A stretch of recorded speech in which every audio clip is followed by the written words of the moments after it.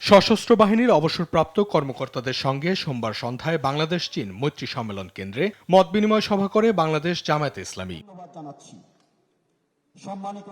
অনুষ্ঠানে জামায়াতের আমির বলেন, সকল চ্যালেঞ্জ মোকাবেলা করে ভোটাররা যাতে গণতান্ত্রিক অধিকার প্রয়োগ করতে পারে এমন নির্বাচন পরিবেশ চায় জামায়াত। অন্য কোনো চ্যালেঞ্জ থাকবে না, অন্য কোনো চিন্তা থাকবে না যে আমার ভোটটা আমি দিতে পারবো তো, ভোট দেওয়ার পরে আমার ভোটের রেজাল্ট এবং রিফ্লেকশন আমি পাবো তো, এরপরে রেজাল্ট যখন হবে তখন আমি আমার প্রত্যাশার দেশটি সমাজটি আমি পাবো তো, এই ধরনের প্রশ্ন তার মধ্যে জাগবে না।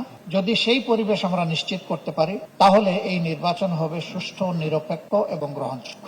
ভিগো ওয়্যার গার্ড প্রয়োজন মতো বাঁকানো যায়, অধিক চাপেও ভাঙে না। ভিগো।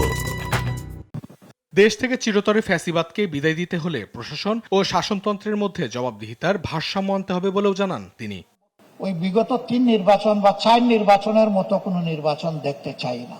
সচেতন দেশবাসী আমরা যদি সচেতন থাকি, আমাদের বিশ্বাস যদি কেউ কোনো ধরনের মেকানিজম করার চিন্তা মাথায় এসেও থাকে তারা পালাতে বাধ্য হবে ইনশাআল্লাহ। বেকার তরুণদের দেশ গড়ার কারিগর হিসাবে তৈরি করা হবে উল্লেখ করে জামায়াতের আমির অবসরপ্রাপ্ত সকল সেনা কর্মকর্তাদের এ কাজে এগিয়ে আসার আহ্বান জানান। অঙ্কন চৌধুরী, দেশ টিভি, ঢাকা।